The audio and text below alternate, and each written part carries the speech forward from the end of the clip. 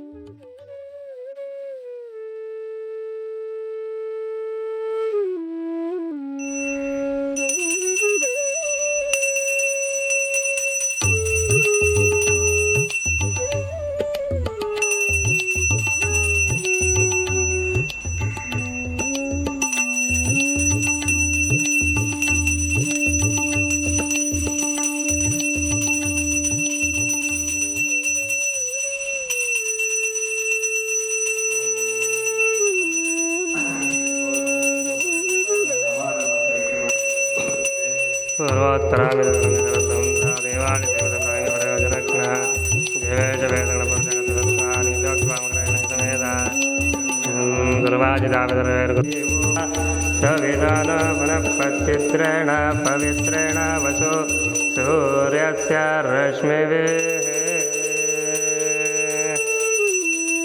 ॐ विक्रमसे ज्योतिरसे तेजोदेवो वा सविधान वनपचित्रेण पवित्रेण वसु सूर्यस्य रश्मिभिः आज्यस्नानं समर्पयामि शुक्रमसे ज्योतिरसे तेजोसे देवो वा सवितो न पुनः पचित्रेण पवित्रेण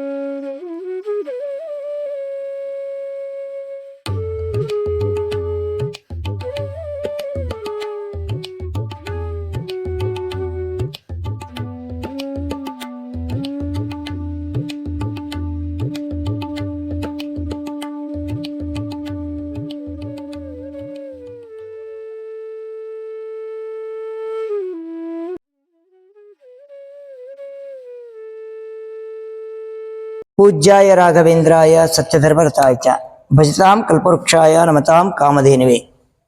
ಮೊದಲಿಗೆ ಪರಿಶ್ರಮ ಮಾಧ್ಯಮ ವಾಹಿನಿಗೆ ವಂದಿಸ್ತೀನಿ. ಯಾಕೆಂದರೆ ಪರಿಶ್ರಮ ಮಾಧ್ಯಮದವರು ಈ ರೀತಿಯ ಹಿಂದೂ ಸಂಸ್ಕೃತಿಯನ್ನು, ನಮ್ಮ ಭಾರತೀಯ ಸಂಸ್ಕೃತಿಯನ್ನು ಉಳಿಸುವ ನಿಟ್ಟಿನಲ್ಲಿ ನೀವು ಮಾಡ್ತಿರುವಂಥ ಈ ಕೆಲಸ ಅತ್ಯಂತ ಅದ್ಭುತ, ಅದಮ್ಯ, ಅಗಮ್ಯ. ಅನನ್ಯಾಶ್ಚಿಂತಯಂತೋ ಮಾಂ ಯೇ ಜನಾಃ ಪರ್ಯುಪಾಸತೆ ತೇಷಾಂ ನಿತ್ಯಾಭಿಯುಕ್ತಾನಾಂ ಯೋಗಕ್ಷೇಮಂ ವಹಾಮ್ಯಹಂ ಅನ್ನೋ ರೀತಿಯಲ್ಲಿ ಭಗವದ್ಗೀತೆಯಲ್ಲಿ ಶ್ರೀಕೃಷ್ಣ ಪರಮಾತ್ಮ ಹೇಳಿದ ರೀತಿಯಲ್ಲಿ ಕಲಿಯುಗದಲ್ಲಿ ನಮ್ಮೆಲ್ಲರ ಗುರುಗಳಾದಂತಹ ಶ್ರೀ ಗುರುರಾಘವೇಂದ್ರ ಸ್ವಾಮಿಗಳು ಎಲ್ಲೆಲ್ಲಿ ಅವತಾರವೆತ್ತಬೇಕು, ಎಲ್ಲೆಲ್ಲಿ ಅವರವರ ಪ್ರಭಾವಗಳನ್ನ ಬೀರಿ ಪವಾಡಗಳನ್ನ ಮಾಡಬೇಕೋ ಆ ರೀತಿಯ ಪವಾಡಗಳನ್ನ ಮಾಡ್ತಾ ಬೇರೆ ಬೇರೆ ಬೇರೆ ಬೇರೆ ಬೇರೆ ಕ್ಷೇತ್ರಗಳಲ್ಲಿ ಅವರು ಸಂಚರಿಸ್ತಾ ಇರ್ತಾರೆ ಮತ್ತು ಅಲ್ಲಲ್ಲಿ ಸ್ಥಿರವಾಗಿರ್ತಾರೆ. ಪ್ರತಿಯೊಬ್ಬ ಮನುಷ್ಯನ ಹೃದಯದಲ್ಲಿಯೂ ಕೂಡ ಅವರ ನೆನೆದಲ್ಲಿ ಬರುವಂತಹ ಪರಮಗುರುಗಳಾಗಿದ್ದಾರೆ. ಅದೇ ರೀತಿಯಾಗಿ ಶ್ರೀ ಗುರುರಾಘವೇಂದ್ರ ಸ್ವಾಮಿಗಳು ಇವತ್ತಿನ ದಿವಸ ಈ ಕಿತ್ತನಹಳ್ಳಿ, ಗಟ್ಟಿ ಸಿದ್ದಿನಹಳ್ಳಿ ಕ್ಷೇತ್ರದಲ್ಲಿ ನೆಲೆಯೂರಿದ್ದಾರೆ. ಇವತ್ತಿಗೆ 4ನೇ ವರ್ಷದ ಶ್ರೀ ರಾಘವೇಂದ್ರ ಸ್ವಾಮಿಗಳವರ ಆರಾಧನೆಯನ್ನು ನಾವು ಮಾಡ್ತಾ ಇದ್ದೀವಿ. ಇವತ್ತು ಪೂರ್ವಾರಾಧನೆ. 4ನೇ ವರ್ಷದ ಆರಾಧನೆಯ ಪ್ರಯುಕ್ತವಾಗಿ ವಿಶೇಷವಾದ ಕಾರ್ಯಕ್ರಮಗಳನ್ನ ಮಾಡಿಕೊಂಡು ಪ್ರತಿಯೊಬ್ಬ ಬಂದ ಭಕ್ತಾದಿಗಳಿಗೂ ಭಕ್ತಿಯಿಂದ ನಮಿಸಿದರೆ ಭಗವಂತ ಒಲಿತಾನೆ ಅನ್ನೋ ಕಾನ್ಸೆಪ್ಟಲ್ಲಿ ನಾವು ಇದನ್ನು ಪ್ರಚಾರ ಮಾಡ್ತಾ ಹೋಗ್ತಾ ಇದ್ದೀವಿ. ಎಲ್ಲ ಭಕ್ತರಿಗೂ ಕೇವಲ ಭಕ್ತಿ ಮಾತ್ರ ಇಲ್ಲಿ ಮುಖ್ಯವಾಗ್ತಾ ಹೋಗ್ತದೆ, ಮಿಕ್ಕ ಎಲ್ಲವೂ ನಗಣ್ಯ ಆಗ್ತದೆ. ಆ ರೀತಿಯಲ್ಲಿ ಕಿತ್ತನಹಳ್ಳಿಯಲ್ಲಿ ಈ ಪ್ರತಿಷ್ಠಾಪನೆ ಆಗೋದಕ್ಕೂ ಒಂದು ಪವಾಡ ಸದೃಶ ಅಂತ ಅಂದ್ಕೋಬೋದು. ಏನಪ್ಪ ಅಂತಂದರೆ, ನಾವು ಇರೋದಕ್ಕೆ ವಾಸಕ್ಕೆ ಅಂತ ಒಂದು ಸೈಟನ್ನು ಹುಡುಕುವಾಗ ರಾಯರ ಪ್ರೇರಣೆಯಾಗಿ ಇಲ್ಲಿ ನಾವು ಬಂದು ರಾಯರ ಮಠ ಆಗಬೇಕು, ರಾಯರು ನಾವು ಇಲ್ಲಿ ಬರ್ತೀವಿ ಅನ್ನುವಂಥ ಅವರ ಅನುಜ್ಞೆ ಆದ ಮೇಲೆ ನಾವು ಈ ಮಠನ ಪ್ರತಿಷ್ಠಾಪನೆ ಮಾಡಿ ಇವತ್ತಿಗೆ 4ನೇ ವರ್ಷ ಆಯಿತು. 4 ವರ್ಷದ ಕಾಲ ಆರಾಧನೆಯನ್ನು ಮಾಡ್ಕೊಂಡು ಬಂದು ವಿಶೇಷವಾದ ಪ್ರತಿ ಹುಣ್ಣಿಮೆ, ಅಮಾವಾಸ್ಯೆ, ಪ್ರತಿ ಹುಣ್ಣಿಮೆ ಮತ್ತು ಸಂಕಷ್ಟ ಚತುರ್ಥಿ ಪೂಜೆಗಳು, ಪ್ರತಿ ಹೋಮ ಹವನಾದಿಗಳನ್ನ ಮಾಡ್ತಾ ಇಡೀ ದೇಶ ಕಲ್ಯಾಣಾರ್ಥವಾಗಿ ನಿಷ್ಕಳಂಕವಾಗಿ ನಿಷ್ಪಕ್ಷಪಾತವಾಗಿ ಕೆಲಸಗಳನ್ನ ನಡೀತಾ ಇದ್ದೇವೆ. ಸಾಕಷ್ಟು ಭಕ್ತರು ಬಂದು ಇಲ್ಲಿ ತಮ್ಮ ಮನಸ್ಸಿನಲ್ಲಿರುವ ಇಚ್ಛೆಗಳನ್ನ ಭಗವಂತನಿಗೆ, ರಾಯರಿಗೆ ಅವರು ಅರ್ಪಿಸ್ಕೊಂಡ್ರೆ ಅವೆಲ್ಲವೂ ಬೇಗ ಸಿದ್ಧಿಸ್ತವೆ, ಈಡೇರ್ತವೆ ಅನ್ನೋದನ್ನು ಈ ಮೂಲಕ ಹೇಳ್ತೀನಿ. ಗುರುಗಳೇ, ಈ ಕಲ್ಪವೃಕ್ಷ ಧಾಮ ಕ್ಷೇತ್ರದಲ್ಲಿ ನೀವು ಇವಾಗ ಪ್ರತಿಷ್ಠಾಪನೆ ಮಾಡಿದ್ದೀರಿ ರಾಘವೇಂದ್ರ ಸ್ವಾಮಿಗಳನ್ನ. ಸೊ ಇದರ ವಿಶೇಷತೆ ಏನು? ಹಾಗೆ ಕೂಡ ಭಕ್ತಾದಿಗಳು ಎಲ್ಲೆಲ್ಲಿಂದ ಬರ್ತಾ ಇದ್ದಾರೆ? ಇದರ ವಿಶೇಷತೆ ಅನ್ನೋದು ಒಂದೇ. ರಾಯರಿಗೆ ಯಾವ ವಿಶೇಷನೂ ಇಲ್ಲ, ಅವರೇ ವಿಶೇಷ. ರಾಯರು ಅನ್ನೋ ಪದವೇ ಒಂದು ವಿಶೇಷ. ಯಾಕೆಂದರೆ ಎಲ್ಲಿ ನಿಂತಲ್ಲಿ ಕೇಳದಲ್ಲಿ ಅವರು ರಾಯರು ಮನಸ್ಸು ಮಾಡಿದ್ರೆ ಏನು ಇವತ್ತೇ ಅಪ್ಪ ತಂದೆ ನನಗೆ ತುಂಬ ತೊಂದರೆ ಇದೆ, ನಿನ್ನೆ ನನಗೆ ಎಲ್ಲವೋ ಅಂತಂದಾಗ ಎಲ್ಲ ಕಡೆ ಹರಿಸ್ಬಿಡ್ತಾರೆ. ಆದರೆ ಕ್ಷೇತ್ರ ವಿಶೇಷ ಅಂತ ಒಂದಿರುತ್ತೆ. ಅವರು ಕೆಲವಾರು ಕ್ಷೇತ್ರಗಳಲ್ಲಿ ಬಂದು ರಾಘವೇಂದ್ರ ಸ್ವಾಮಿಗಳು ನೆಲೆಸ್ಬಿಟ್ಟು ಆಯಾ ಕ್ಷೇತ್ರದ ಸುತ್ತಮುತ್ತ, ಈಗ ಎಕ್ಸಾಂಪಲ್ ನಾವು ಎಲ್ಲೋ ಒಂದು ಕಡೆ ಮೈಸೂರಲ್ಲಿ ಯಾವುದೋ ಒಂದು ಹೋಮ ಹವನಾದಿಗಳನ್ನ ಮಾಡ್ತಾರೆ ಜನ ಕಲ್ಯಾಣಾರ್ಥವಾಗಿ. ಅದೇ ರೀತಿಯಾಗಿ ಈ ಕ್ಷೇತ್ರದಲ್ಲಿ ರಾಯರು ಬಂದಿದ್ದಾರೆ. ರಾಯರು ಬಂದು ಇಲ್ಲಿಯ ಕ್ಷೇತ್ರದಲ್ಲಿರುವಂಥ ಸಾಕಷ್ಟು ಪಾಪ ಪುಣ್ಯ ಇವೆಲ್ಲವನ್ನು ವಿಶ್ಲೇಷಣೆ ಮಾಡಿ ಪಾಪನ ಕಳೆದು ಪುಣ್ಯವನ್ನು ಕೊಡುವಂಥ ಕೆಲಸ ನಮ್ಮ ರಾಯರು ಮಾಡ್ತಿದ್ದಾರೆ. ಅದರ ಜೊತೆಗೆ ಇಲ್ಲಿಗೆ ಸಾಕಷ್ಟು ಊರುಗಳಿಂದ ಬೇರೆ ಬೇರೆ ರಾಜ್ಯಗಳಿಂದ ನಮ್ಮ ಈ ಮಠಕ್ಕೆ ಬರ್ತಿದ್ದಾರೆ. ಬಂದು ಅವರವರ ಸೇವೆ, ಅವ್ರಿಗೆ ಮನಸ್ಸಿನ ಇಷ್ಟಾರ್ಥಗಳನ್ನ ಇಲ್ಲಿ ಬೇಡಿಕೊಂಡು ಅದನ್ನು ಈಡೇರಿಸ್ಕೊಳ್ಳೋ ನಿಟ್ಟಲ್ಲಿ ಅವರು ತಮ್ಮ ಕೆಲಸ ಕಾರ್ಯಗಳನ್ನ ಸಫಲ ಮಾಡ್ಕೋತಾ ಇದ್ದಾರೆ. ಆಮೇಲೆ ಇವಾಗ ಸುತ್ತಮುತ್ತಲು ಇರೋ ಭಕ್ತಾದಿಗಳಿಗೆ ಇವಾಗ ಇಲ್ಲೇನೋ ಕಾರ್ಯಕ್ರಮ ಮಾಡಬೇಕು ಅಂತ ಹೇಳ್ತಾರೆ. ಸೊ ನಿಮ್ಮಲ್ಲಿ ಯಾವ ರೀತಿ ನಿಮಗೆ ಕಾರ್ಯಕ್ರಮ ಮಾಡೋಕ್ಕೆ ಅವಶ್ಯಕವಿರ್ತದೆ? ಇಲ್ಲಿ ಯಾವುದೇ ವರ್ಗದವರು ಆಗಲಿ, ಇಲ್ಲಿ ಜಾತಿ ಮತ ಭೇದಗಳು ಯಾವುದೂ ಇಲ್ಲದೆ, ಯಾಕೆ ಕೆಲವರು ಬಡವರು ಶ್ರೀಮಂತರು ಸಾಕಷ್ಟು ವಿಧವಾದಂತಹ ಜನಗಳು ನಮ್ಮ ಸಮಾಜದಲ್ಲಿದ್ದಾರೆ. ಅವರೆಲ್ಲರಿಗೂ ಒಂದು ಒಳ್ಳೆಯ ಅನುಕೂಲವಾಗಲಿ ಅನ್ನೋ ದೃಷ್ಟಿಯಿಂದ ಸಣ್ಣದಾಗಿ ಒಂದು ಉಪನಯನ ಆಗಬಹುದು, ಮದುವೆ ಆಗಬಹುದು, ಮುಂಜೆ ಅವರ ಸಣ್ಣ ಸಣ್ಣ ಕಾರ್ಯಕ್ರಮಗಳನ್ನ ಮಾಡ್ಕೊಳ್ಳೋದಕ್ಕೆ ಒಂದು ವ್ಯವಸ್ಥೆಗಳನ್ನ ಮಾಡಿದ್ದೀವಿ. ಈಗ ಒಂದು ವಿಶೇಷವಾಗಿ ಹೇಳಬೇಕು ಅಂದರೆ ಕೆಲವು ಈ ಪಕ್ಷಮಾಸ ಅಂತ ಬರುತ್ತೆ ಬ್ರಾಹ್ಮಣರಿಗೆ. ಆ ಬ್ರಾಹ್ಮಣರು ಪಕ್ಷಮಾಸ ಮಾಡಿಸ್ಕೊಳ್ಳೋದಕ್ಕೆ ವೈದಿಕ ಸಭೆ ಅವೆಲ್ಲವನ್ನು ಒಂದಷ್ಟು ಮಾಡಿದ್ದೀವಿ. ಎಲ್ಲಕ್ಕೂ ಮುಖ್ಯವಾಗಿ ನಮ್ಮ ಹಿಂದೂ ಧರ್ಮ ಮತ್ತು ಬ್ರಾಹ್ಮಣ್ಯ ಅನ್ನೋದರ ಅರ್ಥವನ್ನು ಹೇಳೋದಕ್ಕೆ ಇಲ್ಲಿ ಬಹಳ ಪ್ರಾಮುಖ್ಯತೆ ಕೊಡ್ತೀವಿ. ಬ್ರಾಹ್ಮಣ್ಯ ಅಂದಾಕ್ಷಣ ಎಲ್ಲ ವರ್ಗದವರೆಗೂ ಏನೋ ಮೇಲು ಕೀಳು ಅನ್ನೋ ಭಾವನೆ ಬರುತ್ತೆ. ಅವೆಲ್ಲವೂ ತಪ್ಪು.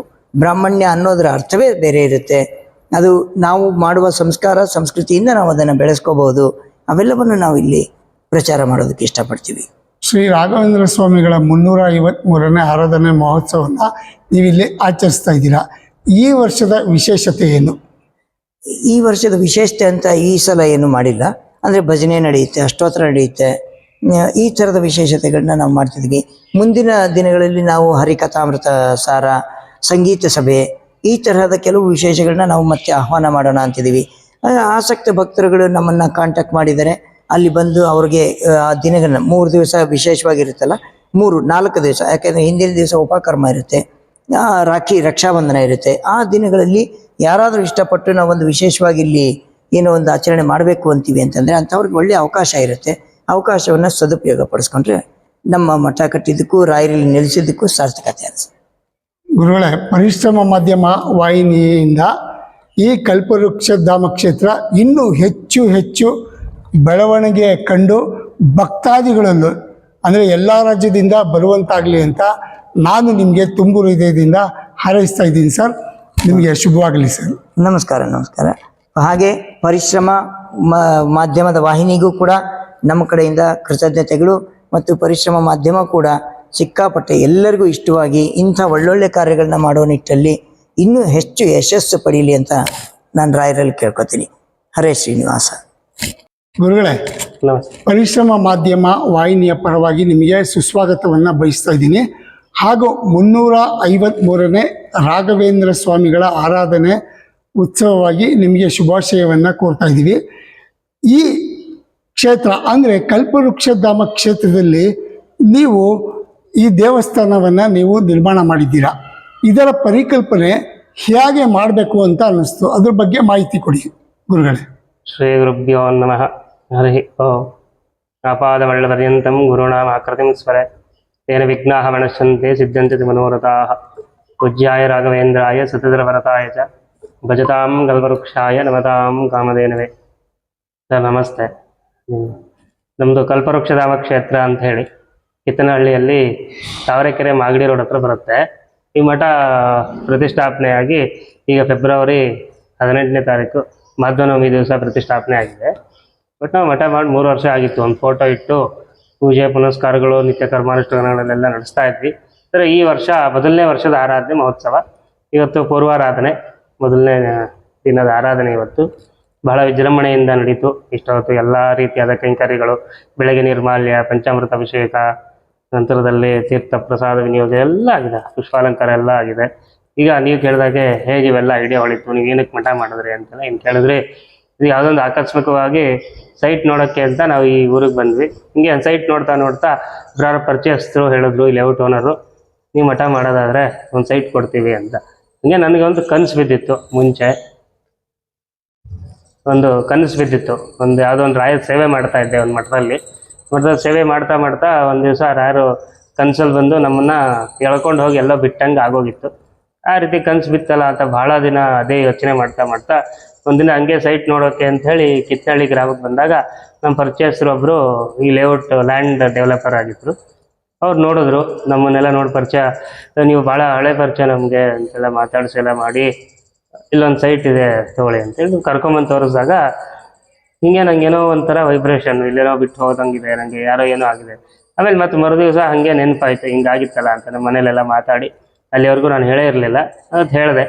ಹೌದಾ, ಹಾಗಾದ್ರೆ ಮಠ ಮಾಡೇ ಬಿಡೋಣ, ಓನರ್ ಬಾಯಲ್ಲೂ ಅದೇ ಬಂದಿದೆ, ಎಲ್ಲರ ಬಾಯಲ್ಲೂ ಅದೇ ಬಂದಿದೆ ಅಂತೇಳಿ ಮಠ ಮಾಡೋಕ್ಕೆ ನಾವು ಮಾಡಿದ್ದು. ಇನ್ನೊಂದು ಏನೋ ರಾಯರ ಪ್ರೇರಣೆ, ಅವ್ರ ಭಿಕ್ಷೆ, ನಾವು ರಾಯರ ಮಠವನ್ನು ಮಾಡಿದ್ದೇವೆ. ಎಲ್ಲರಿಗೂ ರಾಯರು ಒಳ್ಳೇದು ಮಾಡಲಿ, ಮಠಕ್ಕೆ ಬನ್ನಿ. ಎಲ್ಲರಿಗೂ ಅನ್ನಿಸ್ಬೋದು ಯಾಕಿದೆ ಮಠಕ್ಕೆ ಹೋಗಬೇಕು, 1000 ಮಠ ಇದೆ, ಲಕ್ಷ ಬ್ರಾಂಚ್ಗಳಿದ್ದಾವೆ, ಮಂತ್ರಾಲಯ ಅಂತ ಮಂತ್ರಾಲಯನೇ ಇದೆ, 500 ರೂಪಾಯಿ ಕೊಟ್ಟರೆ ಮಂತ್ರಾಲಯಕ್ಕೆ ಹೋಗ್ಬೋದು.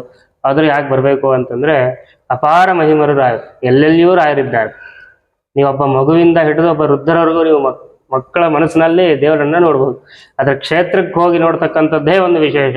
ರಾಯರನ್ನು ದರ್ಶನ ಮಾಡೋದಾಗಿರ್ಬೋದು, ರಾಯರ ಸೇವೆ ಮಾಡೋದಾಗಿರ್ಬೋದು, ಅಪಾರ ಮಹಿಮರು ರಾಯರು. ನೀವು ಏನಾದರೂ ಒಂದು ಕೇಳಿದ್ರೆ 100 ಕೊಡ್ತಕ್ಕಂತಹ ಯತಿಗಳು.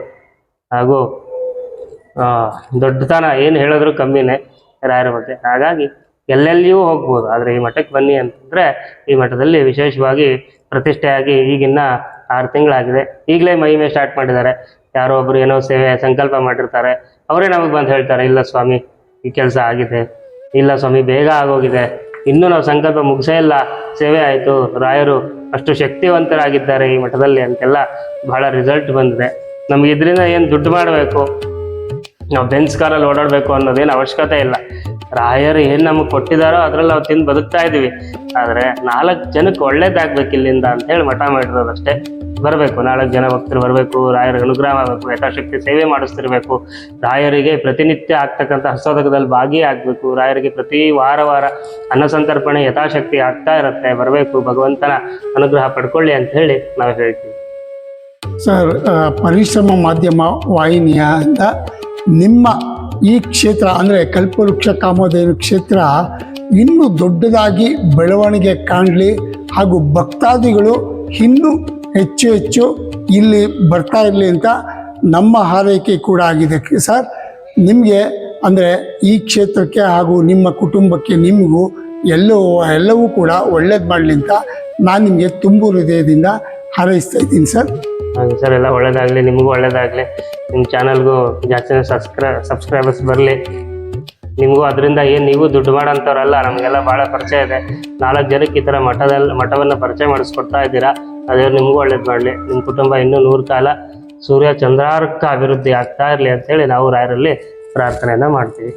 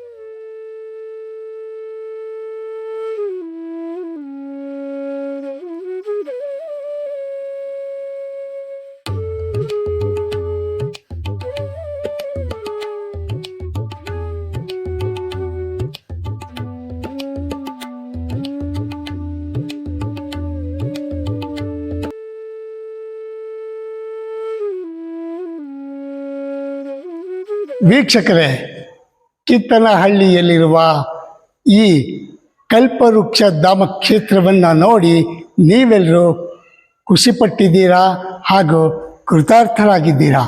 ವೀಕ್ಷಕರೇ, ನಾವು ಇವತ್ತು ಅಂದರೆ ಇಂದಿಗೆ ಪರಿಶ್ರಮ ಮಾಧ್ಯಮ ವಾಹಿನಿಯು ನಿಮ್ಮ ಕಡೆಯಿಂದ 610 ಸಬ್ಸ್ಕ್ರೈಬರನ್ನು ನೀವು ಕೊಡುಗೆಯಾಗಿ ಕೊಟ್ಟಿದ್ದೀರಾ.